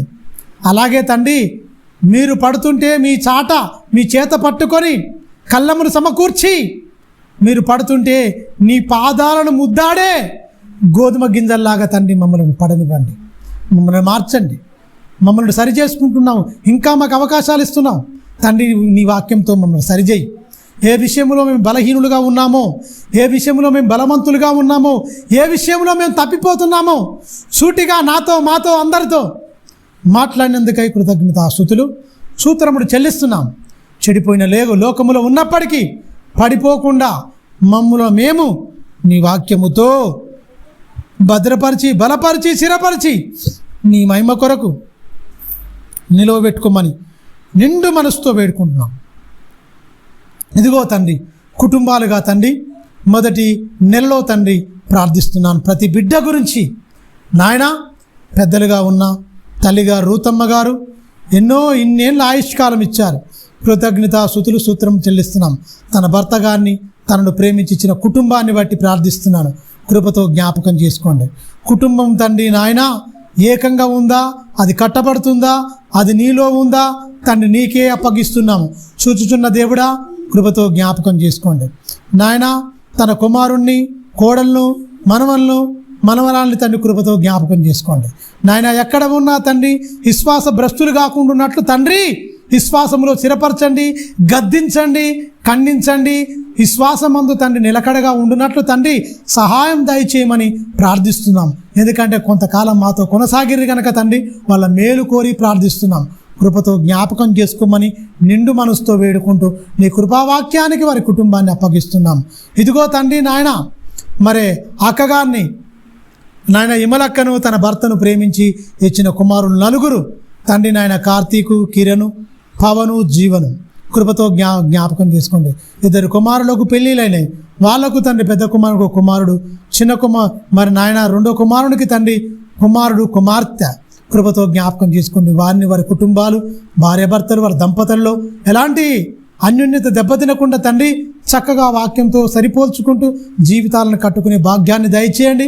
పెద్ద కొడుకు రక్షణ లేదు, రక్షణలోనికి వచ్చేటట్టుగా రక్షణ మార్గాన్ని తెరవమని నిండు మనసుతో వేడుకుంటూ నీ దయగల హస్తాలకు అప్పగించుకున్నాను తండ్రి. మొన్ననే తండ్రి పవను వివాహ విషయము తండ్రి చక్కగా మీరు కుదిరించారని నేను గట్టిగా నమ్ముచున్నాను. కృపతో జ్ఞాపకం చేసుకోండి. ఎన్నో ఆటంకాలు, ఎన్నో ఇబ్బందులు వచ్చాయి, ఎన్నో సంబంధాలు వచ్చినప్పటికీ అన్ని పోయినప్పటికీ అన్నీ మేలుకే అన్ని సమకూడి జరిగిస్తామన్నందుకు మా ప్రార్థనకు జవాబిచ్చామని మేము నమ్ముచున్నామా. కృపతో జ్ఞాపకం చేసుకోండి. త్వరలోనే తండ్రి జరగడానికి సహాయం దయచేయండి నాయన. మరి ఒక 2 కుటుంబాలు ఒక కుటుంబంగా మారబోతున్నాయి. మీరు మార్చబోతున్నందుకై కృతజ్ఞత స్తుతులు స్తోత్రములు చెల్లిస్తున్నాం నాయన. తమ్మును జీవను కూడా తండ్రి కృపతో జ్ఞాపకం చేసుకోండి. అక్కగారిని జ్ఞాపకం చేసుకోండి. వాళ్ళ ఉద్యోగాల్లో తోడుగా ఉండండి, వాళ్ళ ఆరోగ్యంగా తోడుగా ఉండండి. అంతకు 100 రెట్లు తన ఆత్మీయ జీవితంలో గొప్పగా బ్రతికేటట్టుగా వాళ్ళ ఆత్మీయ జీవితాన్ని కట్టుకునేటట్టుగా సహాయం దయచేయమని నిండు మనసుతో వేడుకుంటూ యవ్వన బిడ్డలుగా ఉన్నారు తొట్టిల్లకుండా నీ కాపుదల ఇవ్వమని నిండు మనసుతో వేడుకుంటూ నీ దయగల హస్తాలకు ఆ కుటుంబాన్ని కూడా అప్పగించుకున్నంత నా కృపతో జ్ఞాపకం చేసుకోండి. అలాగే తండ్రి నాయన పెద్దలుగా ఉన్న ఇమానుయేలును కృపతో జ్ఞాపకం చేసుకోండి. అన్నగారిని అక్కగారిని ప్రేమించి ఇచ్చిన బిడ్డలు తండ్రి చెల్లెమ్మ సుందరమ్మ తండ్రి తన కుమారుడు సుమన్ను తండ్రి కృపతో జ్ఞాపకం చేసుకోండి. 2 మీరు ప్రేమించి ఇచ్చారు తండ్రి నాయన. ప్రేమించి ఇచ్చిన బిడ్డలకు తండ్రి అలాగే నాయన సుందరమ్మను తన భర్తను ప్రేమించి ఇచ్చి తండ్రి పాలను తండ్రి గర్వఫలంగా ఇచ్చారు నాయన. దైవికమైన కుటుంబంగా ఉండాలని నమ్మకముతో పెళ్లి చేశారు. దౌర్భాగ్యుడు వాక్యము విని తెలియకుండా తండ్రి వాక్యము సారం నీ ప్రేమ అర్థం కాక వాక్యం తెలియక తండ్రి మరే 2 దూరంగా ఉంటున్నారు నాయన. ఎంతో బాధాకరం నాయన. వయసు మీద పడుతుంది ఆయనకు తండ్రి. కృపతో జ్ఞాపకం చేసుకొని మీరే కుటుంబంగా నడపండి. అలాగే తండ్రి నాయన మరి బుజ్జమ్మను చెల్లెమ్మను కూడా కృపతో జ్ఞాపకం చేసుకోండి తండ్రి. చేస్తున్న పనుల్లో తోడుగా ఉండండి. భర్త భార్యల మధ్య దాంపత్యంలో తండ్రి కృపతో జ్ఞాపకం చేసుకోండి. చక్కగా తండ్రి వాళ్ళు వర్ధిల్లున్నట్లు తండ్రి నీ కృపలో వర్ధిల్లినట్టు కుటుంబాన్ని నీ కరుణ హస్తాలకు తండ్రి అప్పగించుకుంటున్నాం తండ్రి. అలాగే తండ్రి నాయన చెల్లెమ్మ అంజమ్మ తన భర్త తండ్రి వారి ఇద్దరు కుమారుడు తండ్రి కృపతో జ్ఞాపకం చేసుకోండి తండ్రి. నాయన వాళ్ళ కుటుంబాన్ని కూడా తండ్రి వర్ధిల్ల చేయండి. చక్కగా చేస్తున్న పనిని చెల్లెమ్మ చేస్తున్న పని తన భర్తను కూడా చేస్తున్న పని పెయింటింగ్ పని తండ్రి కృపతో జ్ఞాపకం చేసుకోండి. చక్కగా తండ్రి నాయన వాళ్ళ రెక్కల కష్టాన్ని ఆశీర్వదించండి. ఆత్మీయంగా వాళ్ళ బిడ్డలను పెంచుకునేటట్టుగా తండ్రి కృపతో జ్ఞాపకం చేసుకోమని నిండు మనసుతో వేడుకుంటూ వాళ్ళు కూడా తమ ఆత్మీయతలో వర్ధిల్లున్నట్లు కృపతో జ్ఞాపకం చేసుకోమని నిండు మనసుతో వేడుకున్నాం తండ్రి. అలాగే తండ్రి చెల్లెమ్మ లక్ష్మిని తన భర్తను ప్రేమించి 3 పిల్లలు అయ్యారు తండ్రి. చేస్తున్న రెక్కల కష్టం మద్యానికి బానిసై మత్తు పానీయాలకు ఇదైపోయి తండ్రి భార్య పిల్లలను చక్కగా చూసుకోకుండా తండ్రి అపవాది కబంధాస్తాలను చిక్కుకొని కుటుంబం తండ్రి విచ్ఛిన్నమైపోతుంది నాయన. ఏడా తింటే ఆన్నే తింటుండు, ఏడా పని చేస్తే వాళ్ళ ఇంటికానే ఉంటూ సరైన టైంకు రాకుండా కుటుంబంలో ఎంతో వేదన బాధ ఆ చెల్లి అనుభవిస్తుంది తండ్రి. ఆ బిడ్డ మరి దుఃఖ దినములు తండ్రి నాయన ఆ బిడ్డ శోధన వేదనను తీసివేసే వాళ్ళ భర్త మనసులో మార్పు రావడానికి సహాయం దయచేయమని నిండు మనసుతో వేడుకున్నాం తండ్రి. ఎంతో కఠినాత్ములు మారారు నాయన. మరి అందులో అతడు కూడా తండ్రి మరి భార్యాభర్తల్లో తండ్రి ఈ తాగుడు వల్లనే ప్రాబ్లం వస్తుంది తండ్రి. కృపతో జ్ఞాపకం చేసుకోండి. నిత్యం పని చేస్తాడు, ఇంటికాడు ఉండడు, సోమరిగా ఉండడు, కానీ రెక్కల కష్టాన్ని మొత్తం నాయన ఆ మద్యానికి దారపోస్తున్నాడు. పిల్లలకు భార్యకి పెట్టుకొని కుటుంబాన్ని చక్కగా కట్టుకొని గొప్పగా ఉంటుంది ఆయనకు తండ్రి. రోజుకు 1000 రూపాయల కూలి నాయన, అది మొత్తం ఇదైపోతుంది. అది కాకుండా తండ్రి తన రెక్కల కష్టాన్ని దాచుకొని పిల్లల భవిష్యత్తు కోసం తండ్రి ఉంచుకోవడానికి తండ్రి అజ్ఞాన అంధకారములో అపవాది తండ్రి చీకటిలో తండ్రి బతుకుతున్న నీ కుమారుణ్ణి దాని నుంచి వెళ్ళి విడిపించమని కుటుంబాన్ని నెమ్మదివ్వమని నిండు మనసుతో వేడుకుంటూ ఆ కుటుంబాన్ని నీ దయగల హస్తాలకు అప్పగించుకుంటున్నాను తండ్రి. విడుదలనివ్వమని నిండు మనసుతో వేడుకుంటూ ఆ బిడ్డ హృదయములో ఉన్న శోకాన్ని తీసి ఆనందాన్ని దయచేస్తారని నమ్ముతూ ప్రార్థిస్తున్నాను. పొంది ఉన్నామనే ప్రార్థిస్తున్నాం తండ్రి. కృపతో జ్ఞాపకం చేసుకోండి. అలాగే తండ్రి నాయన తండ్రి మరి నరసింహ యమున బిడ్డలు తండ్రి వారిని ప్రేమించి ఇచ్చిన బిడ్డ వైష్ణవిని కృపతో జ్ఞాపకం చేసుకోండి నాయన. జగదిరిగుట్ట ప్రాంతంలో నివసిస్తున్నప్పటికీ తండ్రి వాక్యం మీద ఆసక్తితో పనిచేసి అలసిపోయినప్పటికీ తండ్రి కుమారుడు తండ్రి వచ్చాడు. ఆ కుమార్తెకు కూడా తండ్రి ఎముకలలో తండ్రి మరి ఎన్ను పూసలో కొంచెం గ్యాప్ వచ్చింది, బెల్ట్ వేసుకుంది, మరి నాయన చాలా మందులు కూడా వాడుతుంది. అయినప్పటికీ తండ్రి అవయవాల్లో ప్రతి దాని పని నిమిత్తం నియమించిన నా తండ్రి నా దేవా కృపతో జ్ఞాపకం చేసుకోండి. ఆ బిడ్డలను చక్కగా తండ్రి మరి ఆ బిడ్డకు మంచి ఆరోగ్యాన్ని, ఎక్కువ ప్రయాణం కూడా చేయకూడదు అని కూడా డాక్టర్లు సలహాలు ఇచ్చారట. అందునిమిత్తం కూడా ఆ బిడ్డ ఒంట్లో నలిత వల్లనే ఆగిపోయింది తండ్రి. కృపతో జ్ఞాపకం చేసుకోండి నాయన. మరి ఆ బిడ్డకు కూడా మంచి ఆరోగ్యం ఇవ్వు. అలాగే తండ్రి వైష్ణవుని కూడా కృపతో జ్ఞాపకం చేసుకో తండ్రి. ఆమె చెవు ఒకవైపు తండ్రి నరం ఉబ్బి చాలా బాధపడుతుంది బిడ్డ. ఆ బిడ్డను కూడా కృపతో జ్ఞాపకం చేసుకోండి తండ్రి. మంచి ఆరోగ్యాన్ని ఇవ్వండి. దైవికమైన కుటుంబంగా బిడ్డలను కూడా దీవించి ఆత్మీయంగా మరి ఆత్మీయతను వర్ధిల్ల చేయమని నిండు మనసుతో వేడుకుంటూ మీ దయగల హస్తాలకు ఆ బిడ్డను కూడా అప్పగించుకున్నాను తండ్రి. అలాగే తండ్రి మరి చెల్లెమ్మ వసంత తన భర్తను కోల్పోయినప్పటికీ తనకిద్దరు కుమారులు మరి సామ్యులు, శాంతి కుమారులు కృపతో జ్ఞాపకం చేసుకోండి. నీ దయగల హస్తాలకు ఆ చెల్లెమ్మను మరి క్యాన్సర్ పేషెంట్లకు ఆమె సేవ చేస్తున్నాడు తండ్రి. కృపతో జ్ఞాపకం, అది కూడా సేవే, చాలా మంచిదే. కృపతో జ్ఞాపకం చేసుకోండి. ఆ బిడ్డలను ఆమెను దీవించండి. ఎక్కడ ఉన్నా దైవికంగా వృద్ధిల్లినట్టు సహాయం దయచేయండి. అలాగే తండ్రి నాయన మా అక్కను బావను ప్రేమించి ఇచ్చిన బిడ్డలు తండ్రి నాయన భూషమ్మ, సైదమ్మ, వెంకటేశు, వీరస్వామి కృపతో జ్ఞాపకం చేసుకోండి బిడ్డలను తండ్రి నాయన. వివాహం తండ్రి బిడ్డలు 2 ఉన్నారు తండ్రి నాయన. వెంకటేశు వివాహ విషయంలో కృపతో జ్ఞాపకం చేసుకోండి నాయన. కొంతమందికి చెప్పి ఉన్నాను తండ్రి, మార్గాలు తెరవండి చక్కగా తండ్రి నాయన. మరి ఇంత లేట్ అవుతున్నప్పటికీ తండ్రి మీరు మంచి తండ్రి, ఎంత లేట్ అయినా మంచి మేలే మాకు ఇస్తారని మేము నమ్ముచున్నాము తండ్రి. సాటైన సహాయం నీ కుమారునికి ఎక్కడో అక్కడ సిద్ధపరిచి ఉన్నారు. ఖచ్చితంగా నాయన మీరు జతపరిచి నీ మహిమ కొరకు కుటుంబాన్ని నిలబెట్టుకోమని నిండు మనసుతో వేడుకుంటూ తండ్రి వెంకటేశును వీరస్వామిని నీ దయగల హస్తాలకు అప్పగించుకుంటాను తండ్రి. అక్కగారిని కూడా కృపతో జ్ఞాపకం చేసుకోండి. శరీర సంబంధమైన ఎన్నో బలహీనతలు, ఎన్నో నొప్పులు, ఎన్నో బాధలు నాయన, మెట్లు ఎక్కి దిగలేనంత వేదన, బాధ శరీర సంబంధమైనది ఉంది తండ్రి.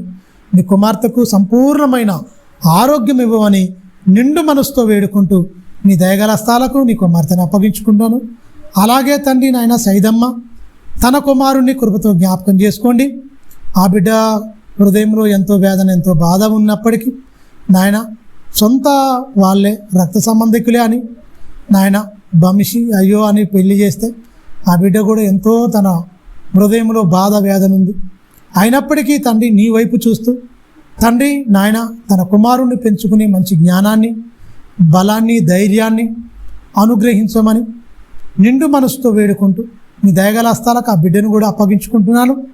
అలాగే తండ్రి భూషమ్మ తన భర్తను శంకర్ని మీరు ప్రేమించి తండ్రి ఇచ్చిన కుమారులు నాయన సునీల్, అనిల్ కృపతో జ్ఞాపకం చేసుకోండి నాయన. మరి రక్షణ లేదు ఆ బిడ్డలకు, ముగ్గురికి లేదు నాయన. అవసరాలకు దేవుడు కాదు, ఆత్మలకు తండ్రి. చనిపోయిన తర్వాత మరో జీవితానికి ఇచ్చి నిత్యము నిన్ను జీవింపచేసేవాడు. ఆయన వల్లనే చెలించుచున్నాము, ఆయన వల్లనే బ్రతుకుచున్నామని ఏదో ఒకరోజు మరి మాకు తెలియదు, ప్రార్థించే వారమై ఉన్నాము తప్ప తండ్రి మీరు ఆకర్షించాలి. మీరు తండ్రి వాళ్ళను ఆకర్షించి నీ బిడ్డలుగా స్వీకరించమని నిండు మనసుతో వేడుకున్నాం తండ్రి. కృపతో జ్ఞాపకం చేసుకోండి. తల్లి నలుగురిని నీ దయగల హస్తాలకు అప్పగించుకుంటున్నాం. అదే బిల్డింగ్లో ఉన్న చెల్లెమ్మ గీత, మరి బిడ్డ శాలిని తన భర్తను కృపతో జ్ఞాపకం చేసుకోండి. ఒక 5 సంవత్సరాలు పైన తర్వాత మరి పిల్లలు లేరని ఎంతోగానో ఉన్నప్పటికీ మీరు విన్నారు, ప్రార్థన విన్నారు, మరి బిడ్డలు అనుగ్రహించారు. ఇంకా వాళ్ళు ఇంటికానే ఉంటున్నారు. సంఘముతో సావాసం కలిగి నీ మాటలు వింటూ గొప్పగా వాళ్ళు కుటుంబంలో కట్టుకునే భాగ్యాన్ని దయచేయమని కూడా నిండు మనసుతో వేడుకుంటూ నీ దయగల హస్తాలకు అప్పగించుకున్నాను తండ్రి.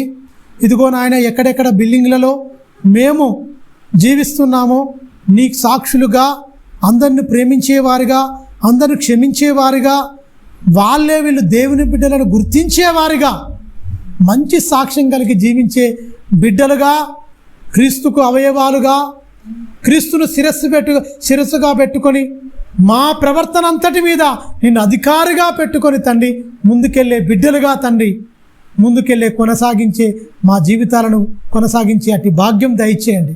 నన్ను, నా భార్యను ప్రేమించి ఇచ్చిన నా బిడ్డ, నా కుమారుడు మహేందరు, నా కుమార్తె కళ్యాణి బిడ్డల భవిష్యత్తు కూడా నీ చేతిలో పెడుతున్నాను తండ్రి. మీరే తీర్చిదిద్దండి నాయన. మిగనైతే తండ్రి నా చివరి శ్వాస, నా ఊపిరి ఈ దేహంలో వేరైనంత వరకు నీ మాటలు ఉన్నట్టుగా, హెచ్చరికలుగా, కనువిప్పుగా, ఈ అంత్యకాలపు పిలుపు, చివరి గడియ మేలుకొలుపుగా నీ బిడ్డలను మేలుకొల్పడానికి తండ్రి నన్ను బలపరచండి, స్థిరపరచండి. మీరు వాడుకునే అర్హమైన పాత్రగా, నీ నోటి బూరగా నన్ను వాడుకొని నిలబెట్టి బలపరచమని నిండు మనసుతో వేడుకుంటూ మరి వచ్చే ఇదే నెలలో వచ్చే వారం 8 తారీఖు నుంచి వెళ్ళి ప్రతి నెల అన్ని సంఘాలుగా 9 సంఘాలుగా కూడుకొని అనేక విషయాలు చెప్పాలి, విశ్వాసులను బలపరచాలి, దైవికమైన కుటుంబాలుగా వర్ధిల్ల చేయాలని అయ్యా మేమందరం దైవ సేవకులను పూనుకున్నాం. కృపతో జ్ఞాపకం చేసుకోండి. నీకు మహిమకరంగా, కుటుంబాలకు ఆశీర్వాదకరంగా దైవజనులు ప్రతి ఒక్కరూ మాట్లాడబోతప్పుడు భూ సంబంధమైన మాటలు, ఆశీర్వాదాలు, ఈ లోక సంబంధమైన మాటలు కాదు కానీ పరలోక సంబంధమైన మాటలు మాట్లాడుతూ అందరికీ హెచ్చరికలుగా జారీ చేస్తూ ఆత్మతో నింపబడి దైవ ఆవేశం వల్ల వచ్చే ప్రతి మాట లేఖనములను ఖండించడానికి, మనిషి జీవితాన్ని గద్దించడానికి, బుద్ధి చెప్పడానికి, నీతి యందు శిక్ష చేయడానికి ప్రయోజనకరమైన ఈ మాటలను అందించి అందరిని బయలుపరిచి ఈ క్రీస్తు రాకడ, రెండో రాకడ కోసం సిద్ధపరిచే భాగ్యాన్ని మాకు ఇస్తున్నందుకై కృతజ్ఞతాస్తుతులు స్తోత్రములు చెల్లిస్తూ, దేవా నీకే మహిమ చెల్లిస్తూ మా కుటుంబాలను, మా పిల్లలను, మమ్ములను నీ కరుణాస్తాలకు అప్పగించుకుంటూ క్రీస్తునామని ప్రార్థన అడుగుతున్నాం తండ్రి, ఆమేన్. మన తండ్రి అయిన దేవుని ప్రేమ, కుమారుడైన యేసుక్రీస్తు వారి కృప, పరిశుద్ధాత్మ దేవుని అన్యోన్య సహవాసం సదాకాలం మనకు తోడయుండి సర్వసత్యం నడిపించి బలపరచునుగాక. అందరికీ క్రీస్తు నామంలో వందనాలు.